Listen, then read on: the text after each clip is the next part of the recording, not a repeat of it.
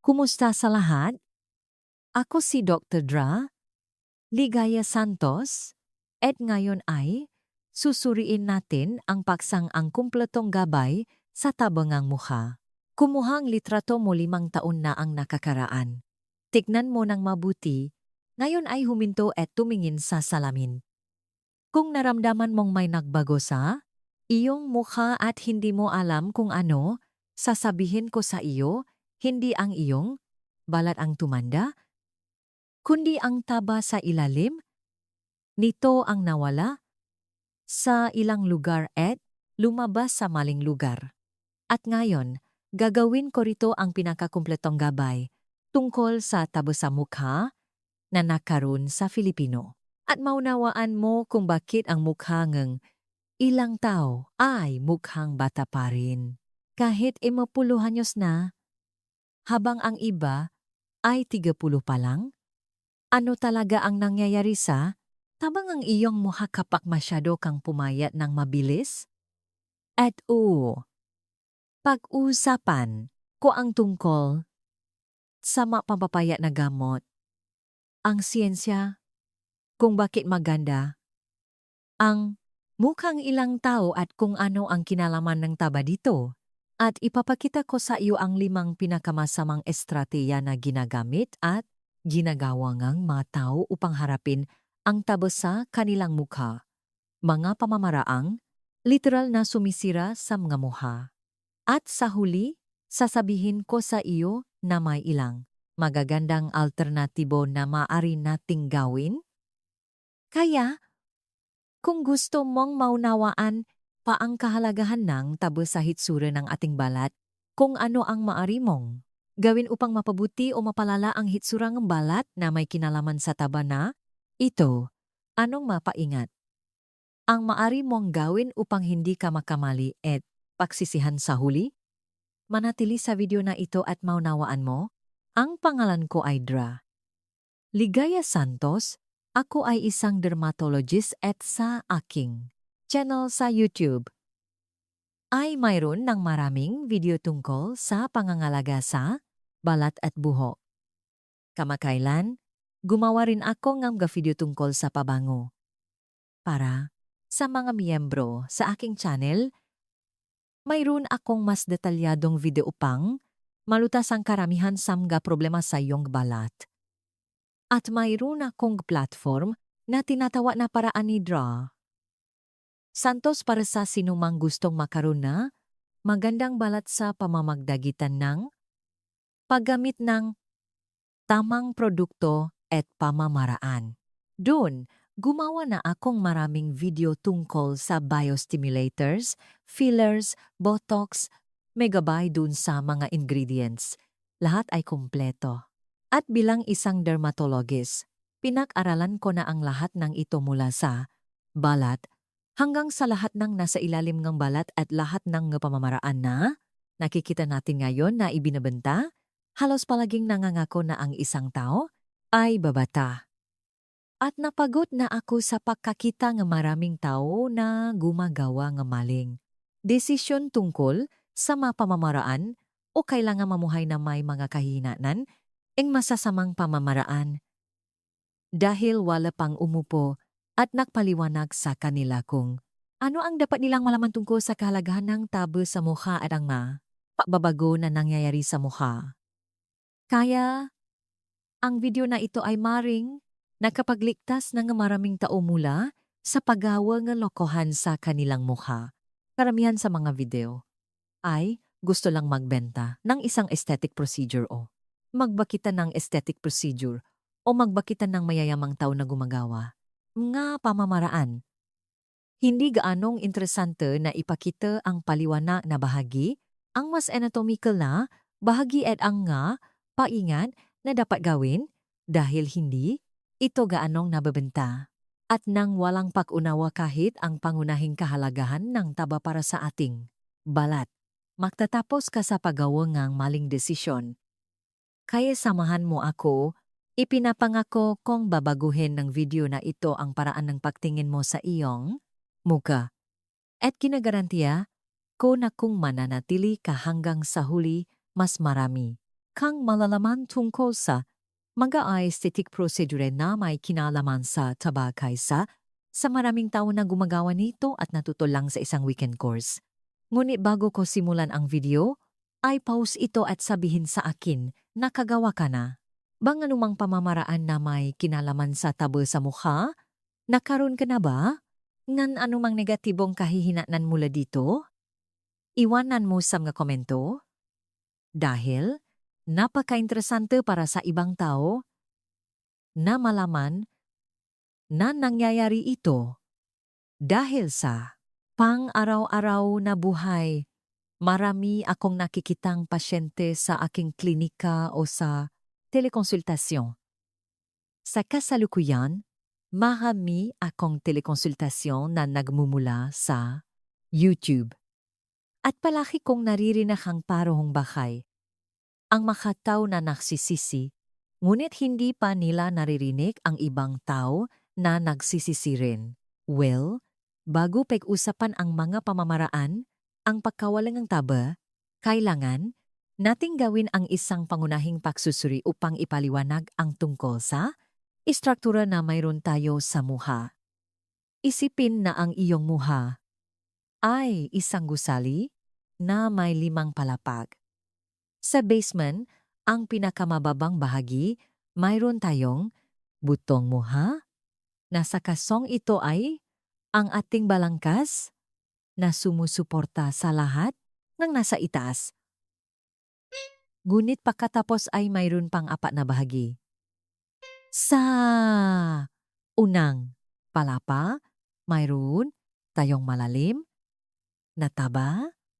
Ito ay malalim sa ating balat kasama ang buto at ang taba na ito ay may iba't ibang kahalagahan. Ang isa sama ito na hindi pinapansin ng maraming tao ay ang proteksyon ng ating katawan dahil kung may tama, mayroon tayong buong sistema nga, depensa na sumisipsip nga enerhiya na iyon. Kung balat at buto lang, direktang tatamaan, mas madaling mabali ang buto. Kaya dito, parang palaman sa loob ng sofa na humuhubo kung paano ang labas. Huwag kalimutan na ang taba na ito ay napakahalaga. Sa ikalawang palapa, mayroon tayong mga kalamnan na ekspresyon ng mukha na mga kalamnan na ginagawa natin ng pamamaraan tulad ng Botox. Mayroon akong video dito sa aking channel kung saan mas detalyado kong pinausapan ang tungkol sa Botox. Para sa mamiyembro, mayroon akong video tungkol sa marehiyon ng mukha na sulit gawin ang Botox sa paraan ni Dra. Santos pinausapan ko rin ang Botox at nasa ikalawang palapak ito. Sa ikatlong palapak, mayroon tayong mababaw na taba na nasa ilalim ng balat. Ibig sabihin, mayroon tayong 2 layer ng taba na pinaghihiwalay ng kalamnan. At sa huli, sa pinakamataas na palapag, mayroon tayong bubong na ang ating balat. At ang ating balat ay nahahati rin sa maraming layer. Kaya dito, para lang pasimplehin at tandaan mo na mayroon tayong dibisyong ito na may 5. Buto, taba, kalamnan, taba, at balat. Kaya tingnan na ang 2 layer ay gawa sa taba. Ngunit ang matabang ito ay ganap na makakaiba. Ito ay isang bagay na hindi sinasabi ng maraming tao. Ang malalim na taba ay matatag, nagbibigay ito ng suporta. Ito ay parang bahagi ng sofa na upuan mo at magiging comfortable ka sa pagupo. Napakahalaga nito para sa ating mukha.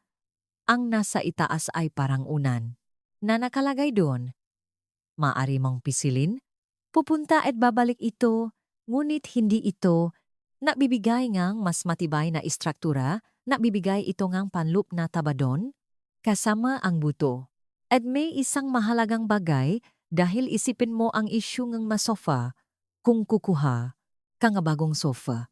mayroon ang espongha sa loop na napakakapal at mayroon kang espongha doon sa labas na may mga unan at umupo ka at nagagawang balansehin ng lahat ng mayos. Ngunit sa sandaling maksimulang mavala ang panloop na, espongha na iyon, makakaroon ng problema na kinasasangkutan ng nga unan sa labas. Ito ay dahil nagbabago sila. Isipin na may tuwid na sofa. At pagkatapos ay lumubog ang isang bahagi ng espongha, ang unan na iyon ay magtatapos sa pagpunta sa butas na iyon. Natural. Magtatapos ito sa butas na iyon. At nangyayari rin ito sa ating mukha. Kaya, nawawala ang mapanloop na taba na ito at ang panlabas na taba ay maaring lumipat ng lugar. At sa proseso ng pagtanda, nawawalan din tayo ng buto. Ang buto ay nagsisimulang lumit. At sa mas manipis na buto na ito, minsan ang taba ay nagsisimulang lumubo sa mga bahagi na hindi nito kayang lumubo nun.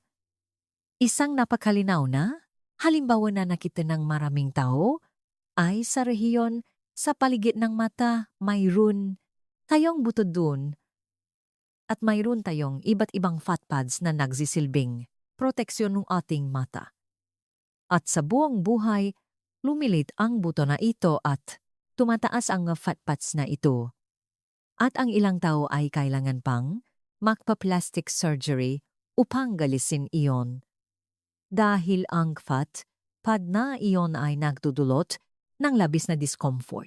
Kaya naman ipinapaliwanag nito kung bakit ang ilang tao na sobrang pumayat ay nagiging mas matanda ang mukha. Bakit? Dahil natural na nawawalan tayo nga taba habang tumatanda. Ngunit kung mabilis kang pumayat, nawawala rin ang taba na iyon at nagmumuha kang mas matanda. Dahil kadalasan nangyayari ito sa mas matandang edad. Kaya, sa huli, kung titignan natin kung ano ang itinuturing na maganda na karamihan sa mga tao, mayroong isang pelang sa dahilang pakakaroon na labis na taba sa mukha, ay isang bagay na hindi gaanong maganda para sa mga tao. Tulad ng pagkakaroon ng napaka-counting taba sa mukha ay hindi rin maganda. Isang halimbawa na sa tingin ko ay napaka-interesante ay ang artista na si John Lloyd Cruz na gumawa ng mga pelikula kung saan tumaba siya ng husto at lumaki ang mukha. Ngunit gumawa din siya ng pelikula kung saan siya pumayat ng husto at naging napakanipis ng kanyang mukha.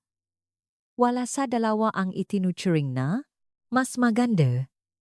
Ang pinakamaganda sa kasong ito ay kapag mayroon siyang mas balanseng timbang na may tamang daming taba. Siyempre, dahil bata pa siya mas, madaling gawin ang paglipat na ito, ngunit ang isyong ito ngang pagtaba at pagpayat. Gumawa na ako ang isa pang video na sinabi ko na hindi magandang ideya sa pangmatagalan dahil unti-unti nating sinisira ang ating natural na collagen. At ang balat ay nagiging malata. Ang mainam ay panatilihin ang parehong timbang sa buong buhay.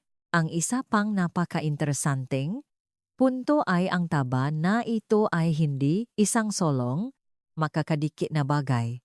Ito ay parang isang kondominium na nahahati sa ibang apartment at mayroon tayong mga pader na naghihiwalay sa mga taba na ito at ang bawat apartment ay magkakaroon ng sariling pinto, magkakaroon ng sariling daloy ng duho at maring makaroon na iba't ibang pakbabaho sa proseso ng pagtanda. Ibig sabihin, maaari mong mawala ang isa sa mga apartment na iyon, ang malalim na taba, at ang isa ay hindi. Ito ay nagbabago ng malaki mula sa isang tao patungo Sa isa pa ayon, sa mga pagkakaiba na mayroon ang mukha nga tao. Hindi lahat ng mukha ay magkakatulad. May apartment na maubos muna. May apartment na magiging puno. May apartment na parang dumudulas at bumabagsak sa kapitbahay dahil naubos iyon. Kaya napupunan nito ang espasyo na iyon na parang nilulusaw ang apartment ng kapitbahay.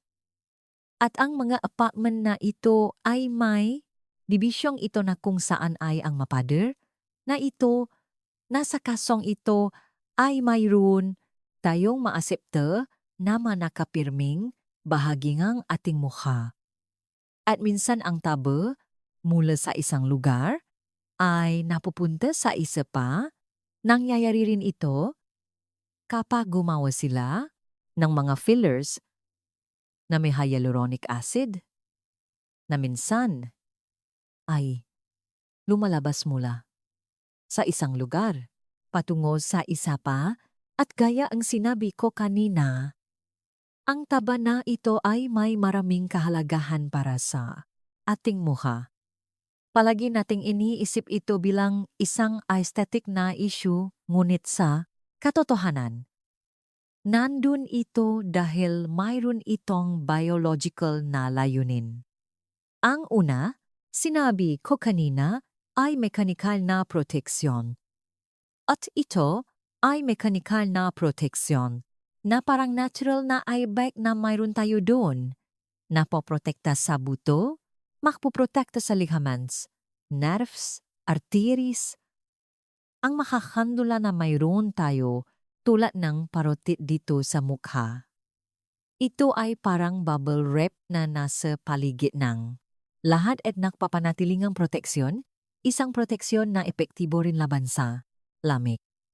Kaya, sinabi ko kanina na kung matamaan ka ay maaring mabali ang buto, ngunit maari mo ring sirain ang isang glandula, mabutas ang isang arterya.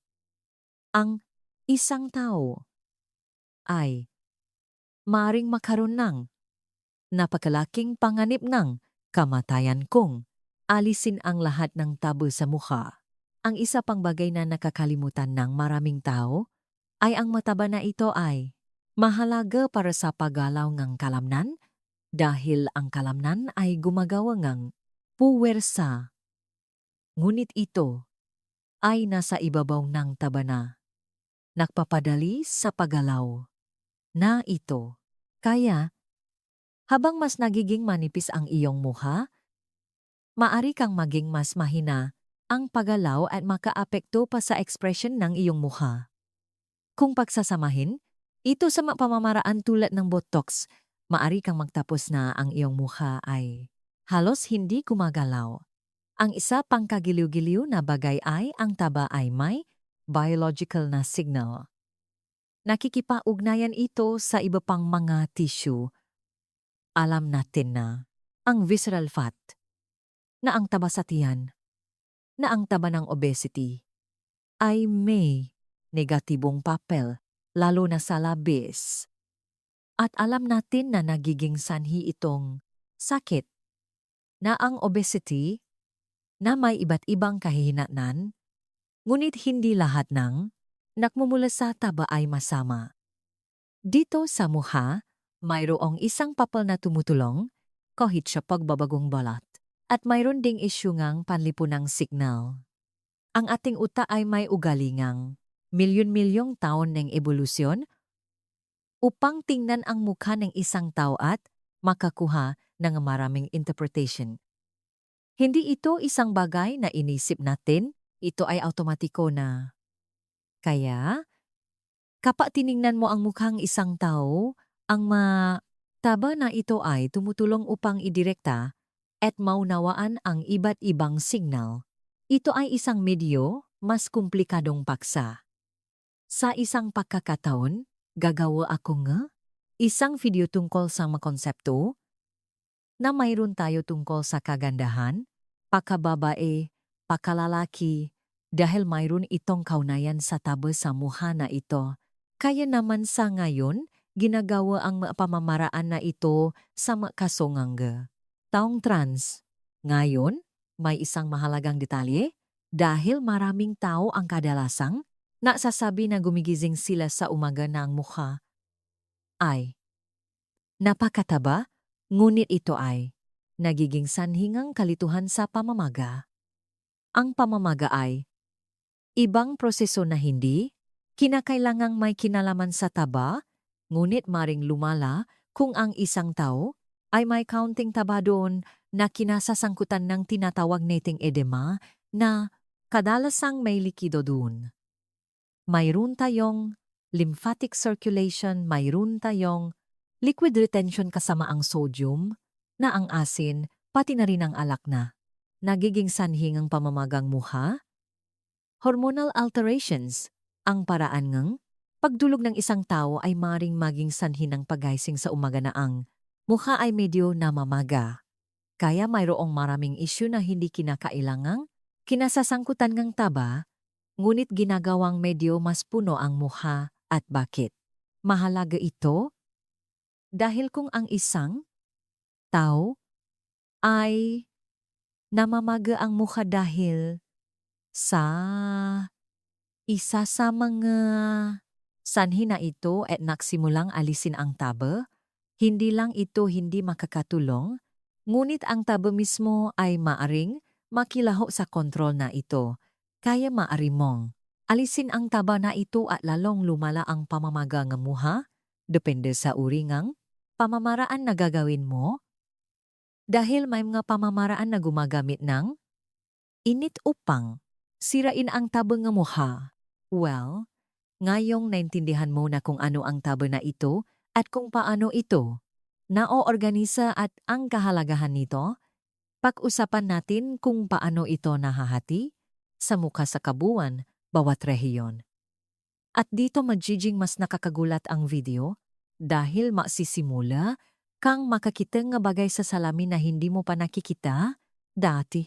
Kaya simulan natin dito sa rehiyon na tinatawag nating mga sentido na ang rehiyon na ito sa gilid na nakakapekto sa tingin, nakakapekto sa buwong, pagbagsak na mayroon tayo sa mukha.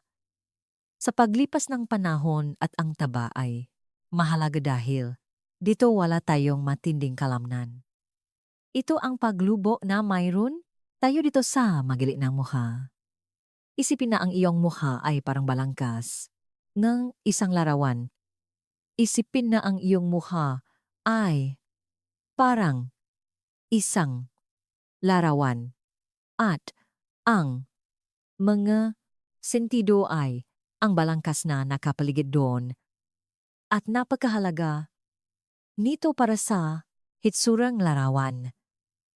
Kapag nandun ang taba na iyon, puno ito, mas kumpleto ito, ngunit unti-unti nating nawawala ito sa buong buhay.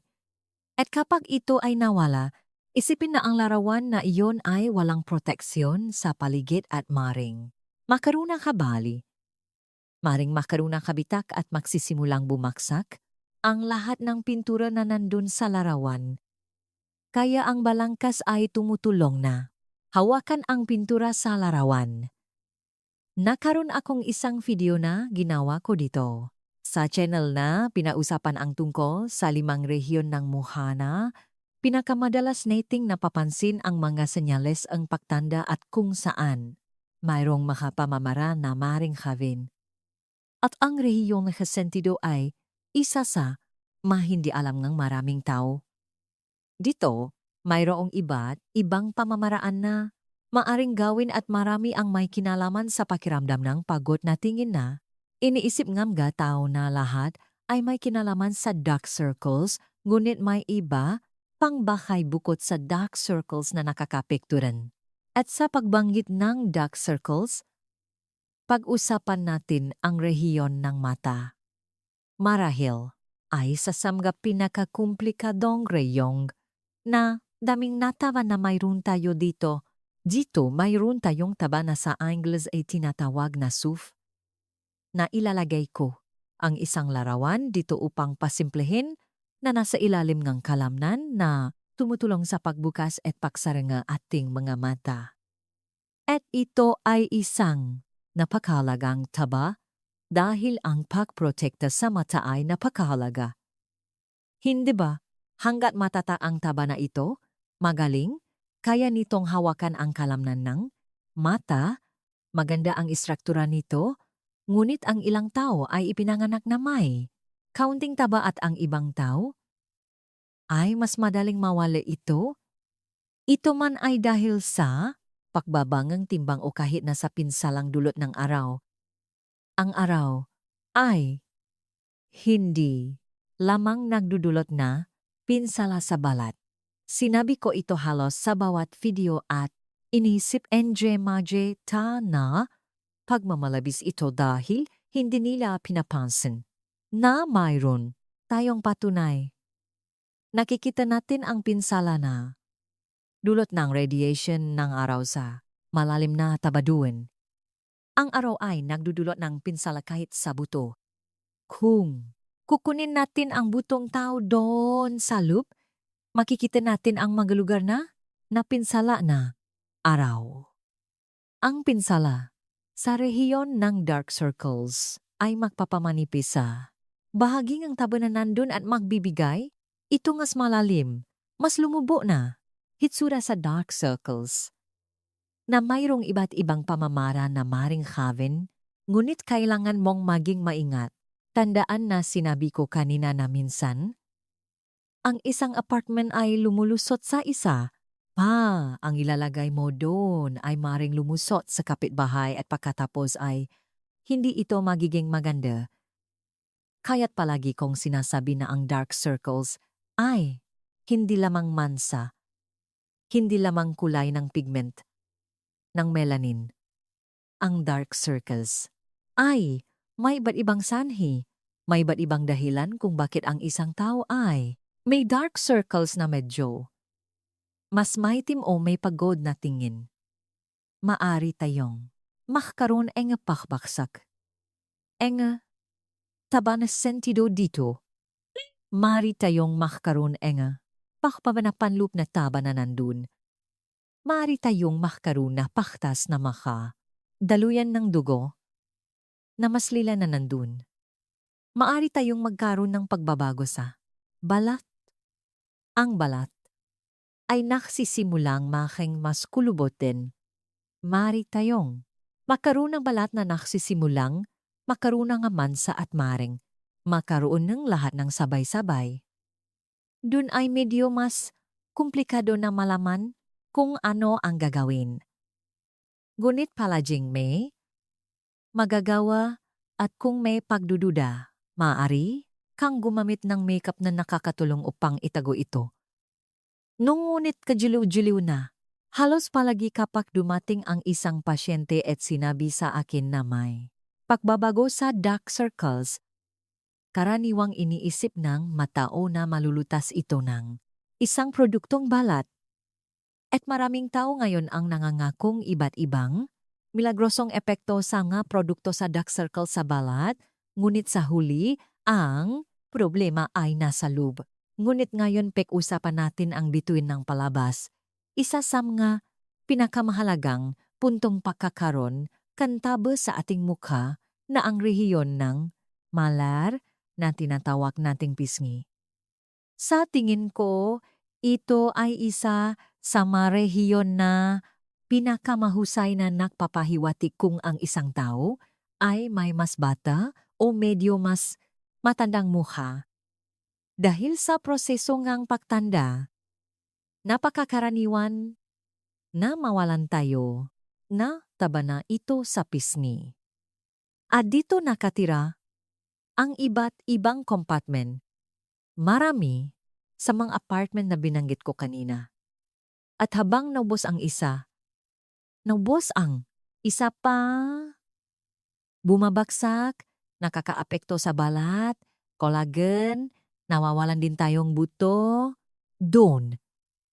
At kaya na sinabi ko kanina, mayroon tayong panloob na layer taba, mayroon tayong kalamnan at ang panlabas na layer ng taba rin. Isipin na ito ay parang isang burol na may damo sa ibabaw. Kapag normal ang burol na iyon, maganda ang damo. Ngunit isipin na nawawalan kang lupa sa loop ang burol na iyon. At ang nangyayari ay ang damo na iyon na nakadepende sa istruktura ng burol, nagsisimulang dumulas, nagsisimulang bumaksak ng kaunti. At kung nagsisimula itong bumaksak, makikita mo kung ano, makikita mo ang panlabas na bahagi ng damo na bumabaksa na nakakumpol na maring balat kasama ang mababaw na taba kasama ang kalamnan. Ngunit bumaksa ang lahat ng ito dahil naubos ang lupa sa loob. Kaya, sa kasong ito, ang dapat nating gawin o subukan na Kevin, kung gusto mo ay bavin ang kaunting lupa na iyon, ngunit ang bagay ay nagiging mas komplikado. Dahil habang ang balat ay bumibigay kung mayroong napakalaking pagbagsak, minsan ang tanging bagay na talagang may mas malaking epekto ay ang paggawa ng plastic surgery o paggawa ng ilang pamamaraan ng sabay-sabay. Ito ay depende sa bawat tao, sa paraan ni Dra. Santos mas detalyado kung pinag-usapan ang tungkol sa mga indikasyon kung ano ang pinakamahusay na mga pagpipilian sa pangkalahatan. Sa katunayan, sa hinaharap, plano kong gumawa ng nga video na kukuha ng nga partikular na mukha at susubukan na magsalita ng kaunti patungkol sa kung ano sa tingin ko ang sulit na gawin. At gaya ngang sinabi ko na sa iba kong video tungkol sa 5 bahagi ng mukha sa pagbaksa na ito na ating nararanasan, ang damo na bumabaksa sa burol na iyon ay babaksak sa isang lugar. Saan ito babaksak? Dito sa ngitingang sino. Kaya, kadalasan ang ngitingang sino na iniisip nga, tao na lumulubo dito at nawawalan din tayo ng lokal, nataba dito, ng kalamnan, ng buto, ay may malaking kinalaman sa pakbaksak na nakmumula sa itas. At maraming tao ngayon ang gumagawa ng nga pamamaraan, sinusuno ang taba sa itaas, sobrang masaya, iniisip na makakaroon na kahanghangang resulta. Sa lalong madaling panahon ay babaksa ang lahat at pagkatapos, kapag bumaksa ang lahat, kailangan nilang gumawa ng maraming karagdagang pamamaraan. Hindi ba? Kaya mayroon tayong isang kliyente na pabalik-balik. Ngayon, sa gilid, sa pagitan ng pisngi at panga, mayroon tayong taba, isang taba, na may pangalang bichats fat, at hindi, ito isang karaniwang subcutaneous fat. Ito ay parang isang unan na nasa loop na nakakapsula. Hiwalay sa lahat.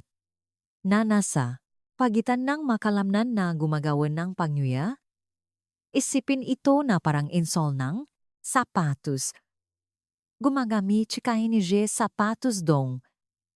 Hindi mo ito nakikita.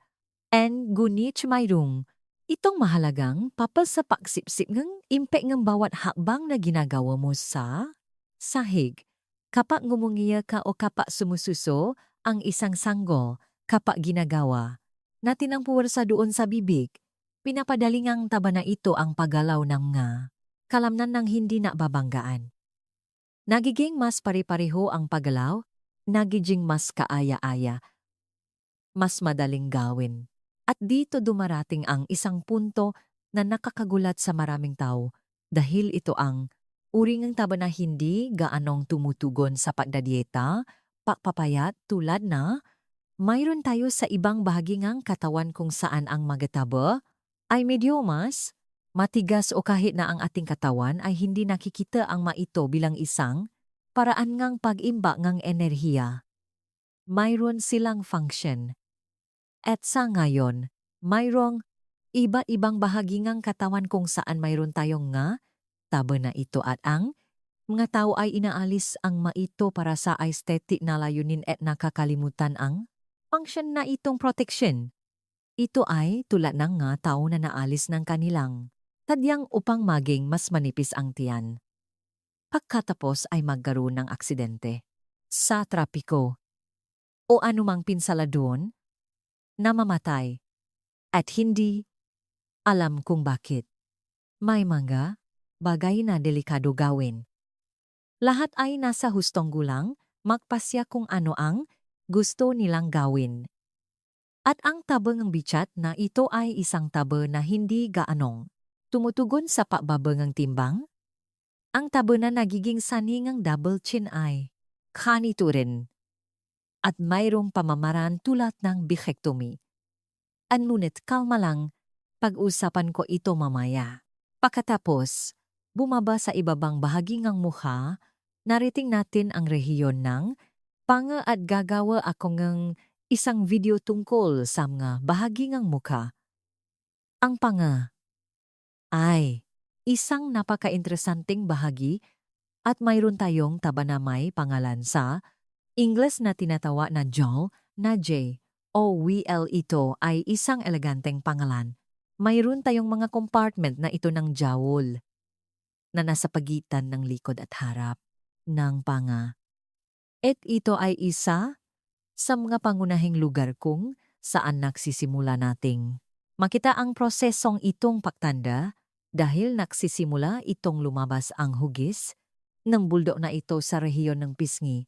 Ito ay ang fat pouch na humaharang sa natural na linya ang panga dito at mayroong iba't ibang paggamot at pamamaraan na maaaring gawin upang subukang bawasan ito.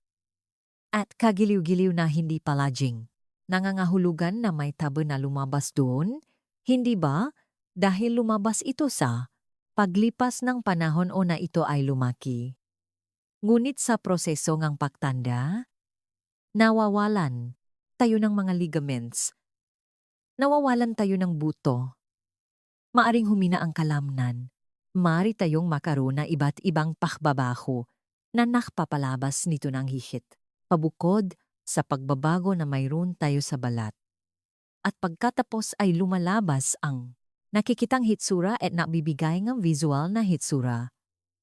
Dito ay nangyayari ng sabay-sabay, hindi ba? Sa simula, binanggit ko ang sentido. Ang sentido ay lumit, naging mas marupok. Pinadali ang pagbaksak. Pagkatapos ay nagsisimulang bumaksak ang pisngi dito.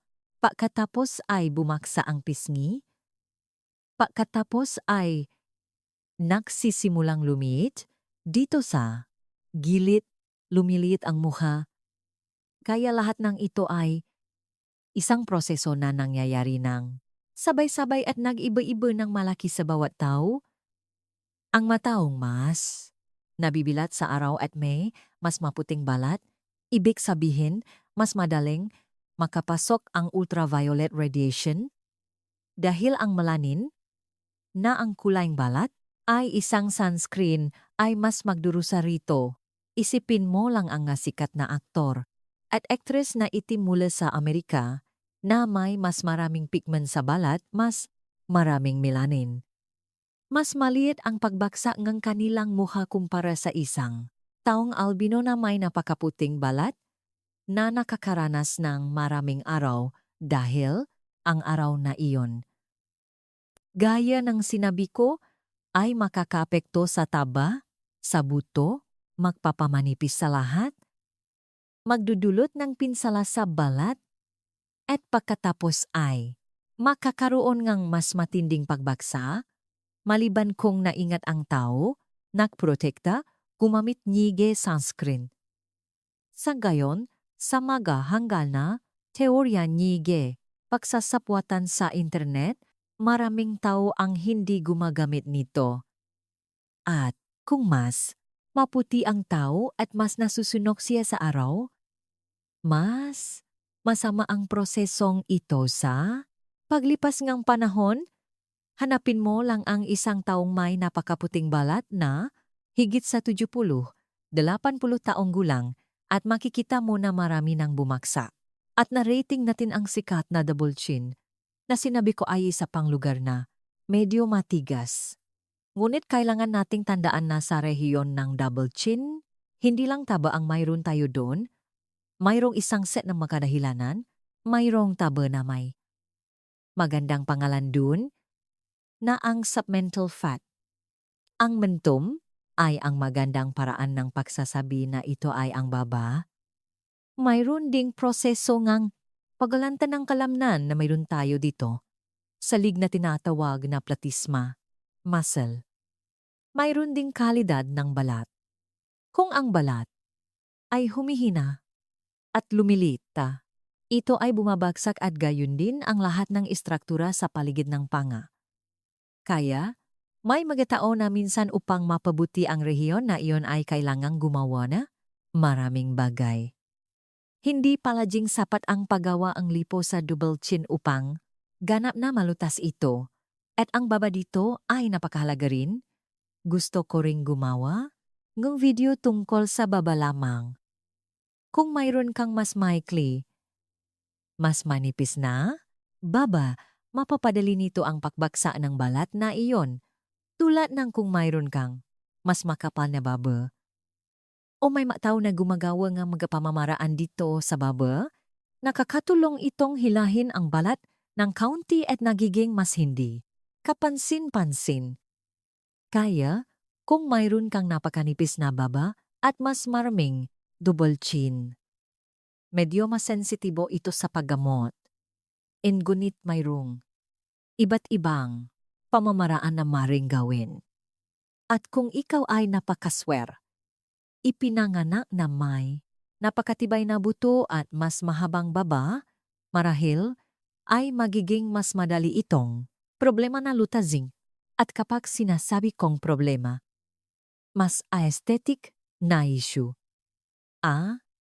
Bago kayo magalit sa akin sa mga komento, ayaw kasi ng mga tao ang double chin. Ngayon ay mayroon ka ng mental map upang malaman ang pangunahing lokasyon ng taba at ang kahalagahan nito sa ating muha.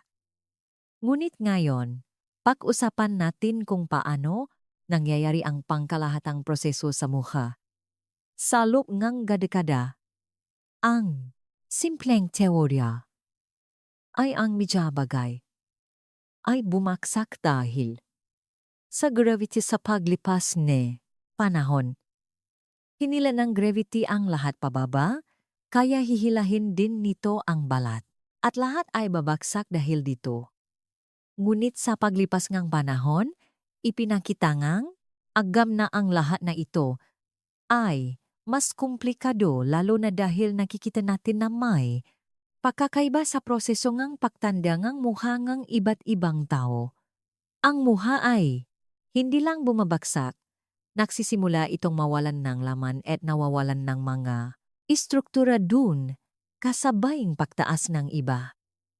Kaya, ito ay parang ang apartment na iyon ay isang cake na mayroon kang mga leya.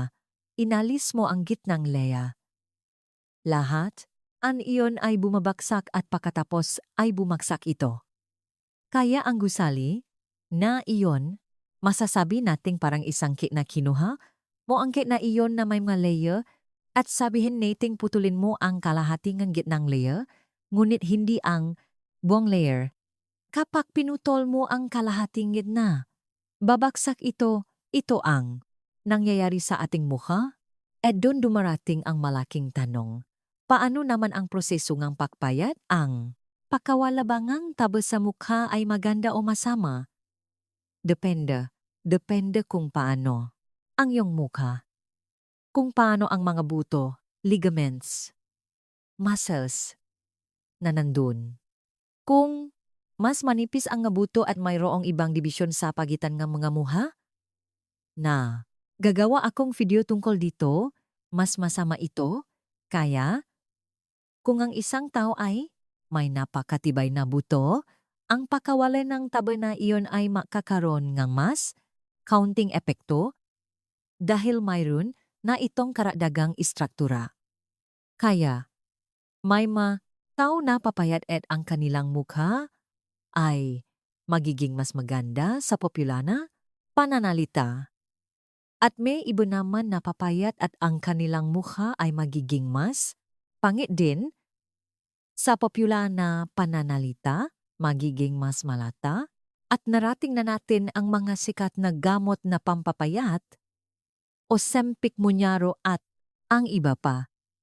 Ano ang kaibahan na mayroon tayo dito tungkol sa pagbabang ng timbang na ito ang pangunahing masasabi nating ay ang bilis ng pagbaba. Ang matao ay mabilis na pumapayat at kumakain din ng masama. Maraming tao ang bumibili ng gamo na ito nang walang anumang pasubaybay, lalo na mula sa isang nutrisyonista dahil napakalaga na magkaroon nege pagsubaybay mula sa isang nutrisyonista. Dahil kung ang magamot na ito ay magpapababang iyong pagkain, kung kumain ka ng mas kaunti, maaari kang magkaroon ng mas kaunting nutrition at pumayat dahil ang pagpapayat ay karaniwang kumakain ng mas kaunting calories kaysa sa iyong ginagastos, guni mari kang mawalan na kalamnan, mari kang mawalan ng buto, ligaments, lahat ng sabay-sabay. Kaya, ihambing natin ang dalawang sitwasyon. Isipin na mawawala ka na 10 kilogram at gagawin mo ito ng dahan-dahan sa loob ng isang taon na sinusubaybayan nga isang profesional at unti-unti mong mawawala ang taba na iyon. At samantala, ang iyong mukha ay nakakapansin at umangkop muli dahil ang balat ay maring bumuka at pagkatapos ay maaring kumulubot. Kaya, kung gagawin mo ito ng dahan-dahan at mawawala ang taba, mas mabagal ito. Ngunit kung bigla kang huminto sa pagkain, isipin na ngayon ay hindi na ako kumain ng anumanat. Nag-hunger strike sa loob ng ilang buwan at mabilis na pumayat? Mawawala sa akin. Hindi lamang ang taba, kundi pati na rin ang kalamnan, ligamen, buto, ang ating katawan ay nagsisimulang gumamit ng enerhiya mula sa lahat. Kapag pumayat ka, hindi lang sinasabing ang katawan na gumastos ng taba, gumagastos din ito ng lahat. Ng iba pa, at may mataw na mabilis na nawawala ng timbang at nawawala ang ligamen, kalamnan.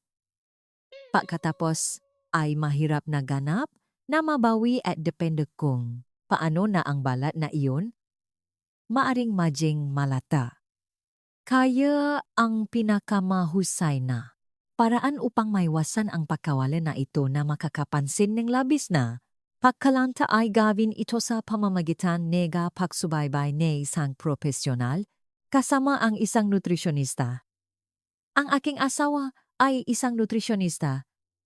Iwan ko ang kanyang kontak dito sa deskripsyon dahil kung maayos mong ayusin ang iyong pagkain, maari mong bawasan ang pagkawalan kalamnan, ligamen, buto, mag-ehersisyo. Dahil kailangan mong panatilihin ang mga stimuli para mapanatili ng iyong katawan ang kalamnan na ito. Dahil kung kumain ka nga anuman, hindi ka makakaroon ng sapat na protina at hindi mag-ehersisyo, malaki ang posibilidad na mawala ng kalamnan, ligament at buto at pagkatapos ay magiging malata. At hindi ito eksklusibo sa Ozempic o Mounjaro, ngunit ito ang pinakakaraniwang sitwasyon para sa mga tao na mabilis na pumayat ngayon. Mangyayari ito kung mabilis kang pumayat sa anumang sitwasyon, hindi naman sila ang sanhingang anumang karaktakang bakay bukod dito. Doon nagsisimulang making isang uri nga, pagsasapwatan na mayroon ang makataw. Well, kaya hanggang ngayon, pinag-usapan ko ang anatomy, ang division na ito, ang proseso ang pagtanda at pati na rin ang maggamot na pampapayat. Kapag pinag-usapan natin kung gaano kahalaga ang taba sa mukha para maging maganda, ang mukha, pumapaso ito sa kung ano sa huli, ay isang bagay na may panlipunang function. Ay big sabihin, mayroong isang kultura na itinuturing mga tao na isang bagay na mas maganda o mas hindi maganda. At bukod dun, mayroon tayong uta na na-evolve sa planeta ng milyon-milyong taon at ang ilang bagay ay automatiko nitong nadedetect. Sa pangkalahatan, ang mga mukha na labis ang pakapayat o pakataba ay hindi itinuturing na maganda. Maliban kung may istruktura ang mukha na mas nakakaakit.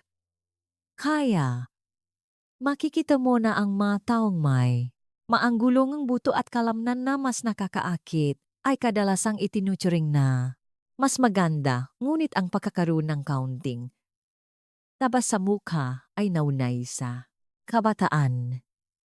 Kaya naman ang labis na papapayat para sa mukha ay hindi ituturing na isang bagay na bata. At ngayon, sa paggamit namga tao namga pampapayat na gamo anabolic steroids at labis na pagbapayat ng mukha, nagdatapos sila sa paggawa ng mga aesthetic procedure upang madagdagan ang dami ng mukha, upang hindi magkaroon ng mas matandang hitsura na hindi itinuturing na maganda. Ang isa pang napakalungkot na bagay ay maraming tao ang nakakamali sa isang napakapayat na mukha sa kalusugan. Karamihan sa mga tao kapag isinasaalang-alang ang isang bagay na maganda, kadalasan ay hindi pareho sa kung ano ang malusog. Normal lang na magkaroon tayo ng konting taba sa mukha. Malusog, hindi ba? Hindi malusog ang maging payat hanggat maari. Hindi ito totoo tulad ng hindi malusog ang magkaroon ng pinakamalaking obesity na possible.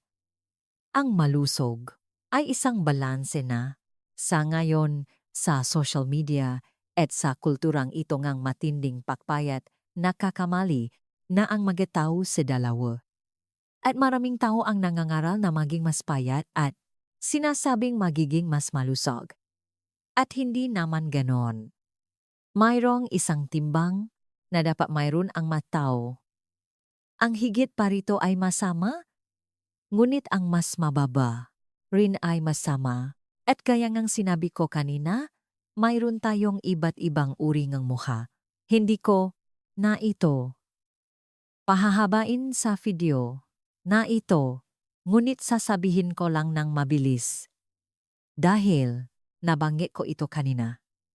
Mayroon tayong mga mukha na mas hugis itlog na ang itas na bahagi ay medyo mas malaki at lumilit. Mayroon tayong mga mukha na talagang mas bilog, tulad ng mayroon ding mamukha na medyo mas parisukat at may mga tao na may mas mahabang mukha at may mga mukha na tinatawa ding hugis puso o mas hugis diamante. Depende ito sa lahat ng istruktura ng kalamnan, buto, lichid, ligament. At ito ay makakapekto sa kung paano kumilos ang taba. Depende sa uri ng mukha, maring mas makanda ang magkaroon na mas maraming taba sa isang lugar at mas kaunti sa ibang lugar. At depende sa dami ngang buto, lalo na sa rehiyon ng istruktura ng mukha na namumula dito sa mga piski na umaabot dito sa pangaadbaba. Ang ilang tao ay makakaroon na prosesong patanda na ituturing na medyo mas maganda dahil hindi ito gaanong babagsak. Ngunit siyempre, ito ay isang napakakulturang bagay. Dito tayo nakatira sa Pilipinas, hindi ba, na may impluensya ng Pilipinas at magiging iba, ito sa Japan, Korea, sa Europa. Okay, at gaya ang sinabi ko, nagpasya akong gumawa ang listahan ng 5 pinakamasamang bagay, ang pinakamalaking pagkakamali na ginagawa nga tao, tungkol sa pagpaplano ng taba at mukha upang paisipan mo rin sa susunod na gagawa kang anumang pamamaraan o pag-isipan kung ano ang gagawin sa iyong mukha. Panglima, ang pag-isip na kung mas tuyo at mas payat ang mukha, mas maganda. Ito ay bahagi ng bali na kultura ng pagpapapayat ngayon, ngunit sa praktika, hindi gaanong itinuturing na maganda ang labis na payat na mukha at bukod pa rito, ito ay humahantong sa mga tao na masyadong sirain ang tabasa. Mukha, mawawalan ng istruktura. At kung ngayon ay maganda pa rin ang sobrang payat na mukha, sa proseso na paktanda, ito ay hiyakpat at makakaroon na hitsura na hindi gaanong maganda sa pangmatagalan. Kaya ang matinding pagkapayat ay hindi rin kalusugan at sa tingin ko ay hindi rin ito aesthetically maganda.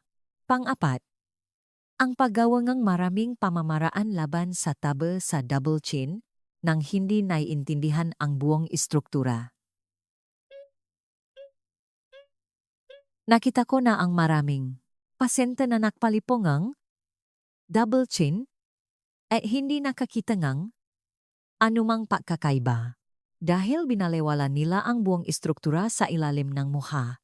Asterisk, panggatlo, mayroon tayong mga bichectomy na ginawa ng maraming tao, lalo na noong 80 at 90. Maraming tao ang naktanggal ng taba na ito na binabalewala. Ang epekto na makakaroon nito sa palipas ng panahon ka pa ang iba pang taba sa mukha ay nagbago. Kaya makakaroon tayo ng maraming tao na naktanggal ng taba na ito at pagkatapos ay kailangang gumawa ng iba pang pamamaraan at subukang bayaran ito o makakaroon ng mas mabilis na proseso ng pagtanda sa mukha dahil mahalaga ang taba na ito.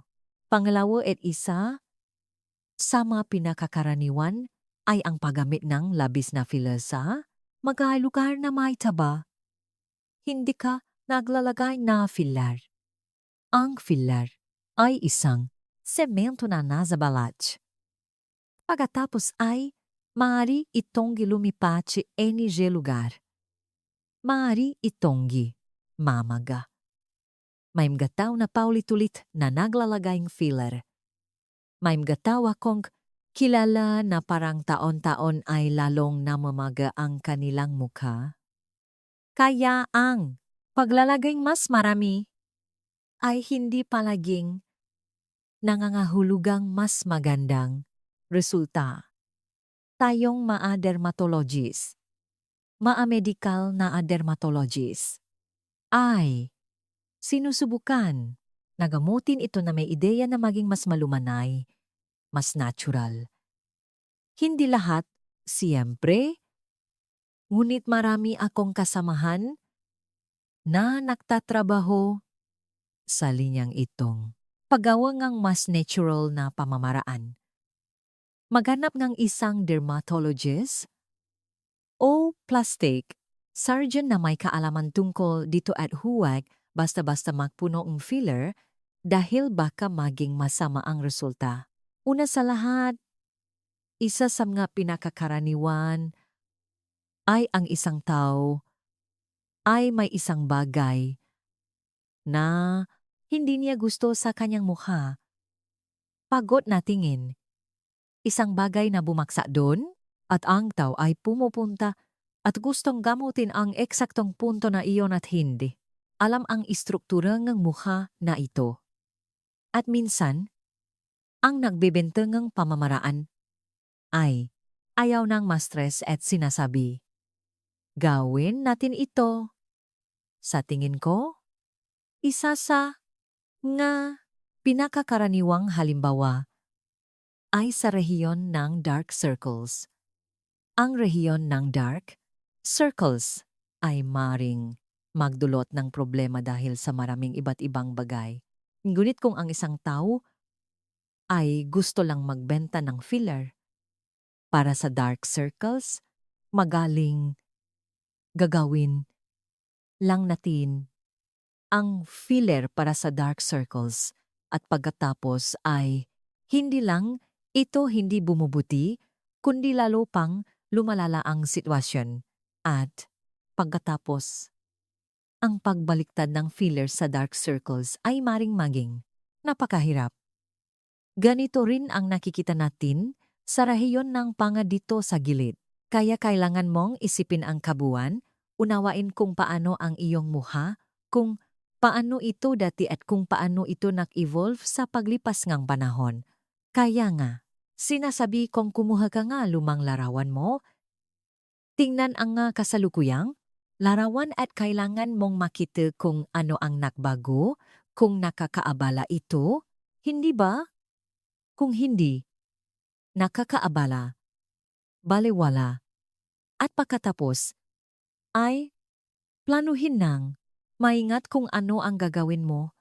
At ngayon, plano kong gumawa ng video sa paraan ni Dra Santos, medyo mas malalim tungkol sa pinakamahusay na mga estratehiya para sa iba't ibang mukha. Kaya, kung interesado ka sa paraan ni Dra Santos, mayroon tayong kumpletong paliwanag at gagawa ako tungkol sa bawat pamamaraan na kinasasangkutan ngang tabo sa mukha. Sa huli, ang nais kong tandaan mo mula sa video na ito ay ang tabo ay hindi palaging masama. Ang taba ay bahagi ngang itinuturing nating maganda at lalo na malusog. Ito ay isang medyo masalan na talakayan.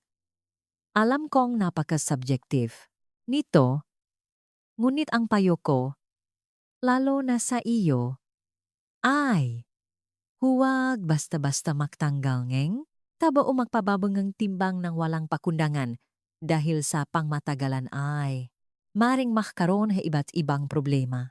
At kung ang video na ito ay nagjing kapakipakinabang sa iyo, nagpabago sa iyong pag-isip o nagpaliwanag ng isang bagay na hindi mo naiintindihan dati, hinihiling ko na i-like mo ito, ibahagi ito sa isang taong hindi mo kilala o hindi nakakakilala sa aking channel, magiwan ng anumang komento tungkol sa anumang bagay dahil nakakatulong ito na maabot ng video na ito ang mas maraming tao. Ito ay isang medyo mahabang video.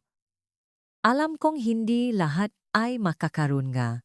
Pasensya na manut hanggang sa huli. Ngunit maraming advertisement na nagbebenta na pamamaraan. Ngunit hindi kanong maraming tawang sumusubok makpaliwanag at ito ang uri ng video na alam kong natural na hindi gaanong makakaroon nga. Interes.